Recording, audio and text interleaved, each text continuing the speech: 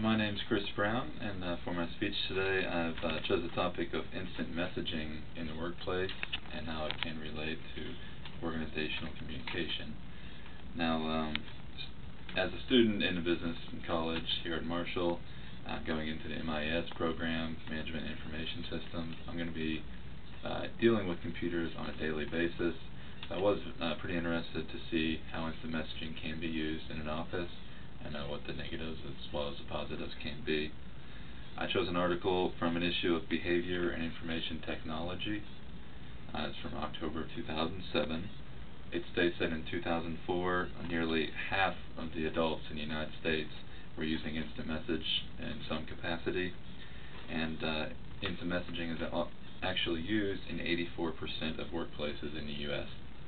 as of 2004. Now, instant messaging is a program that allows a user to type something into it. It automatically can be sent to an individual who instantly receives the message and can respond in the same capacity. It's basically a private chat room between two people.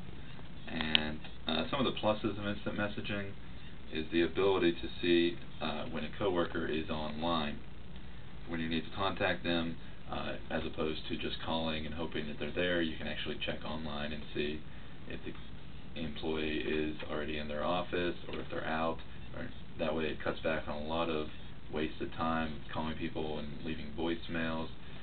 It basically is a lot less stressful trying to get a hold of people. It's much easier. Also provides access to information much faster. If a manager is in a meeting and needs information right away and they have their laptop there, they can send an instant message out and automatically get a response from an employee. Or even if they're just in their office and they want a response without going anywhere, they can get it just as quickly. Some of the flaws to instant messaging is that it can be used for non-work related things, such as talking to friends and family. One way to avoid that would be to set up some type of system where you can block anyone outside of your company so that it can only be used for work-related issues. Also, if you're working on something, the popping up of instant messages over and over can be very distracting, can definitely harm your work ability, and also it can open the door to some privacy and security issues. Once you type something on the internet and send it out, it can be seen by anybody on the other side, and also once something is on the internet, it's hard to bring it back in. It's always going to be out there. And the article does state that email would be able to fulfill a lot of the duties that instant messaging does, as far as sending messages and getting responses. It also would be able to reduce the chance of misuse.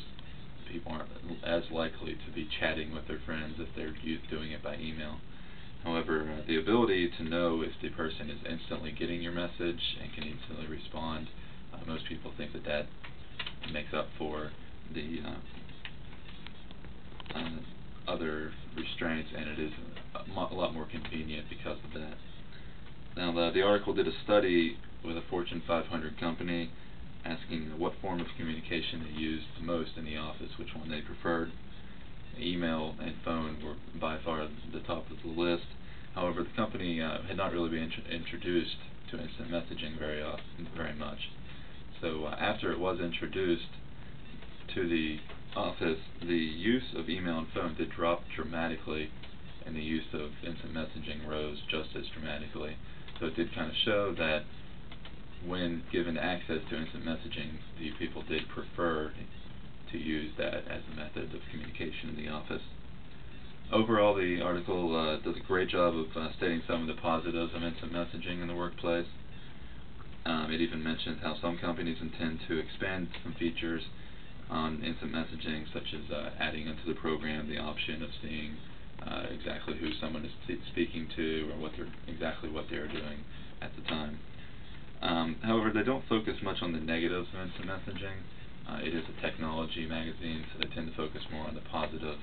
So while it is a good source of information, it is a bit it's not exactly unbiased.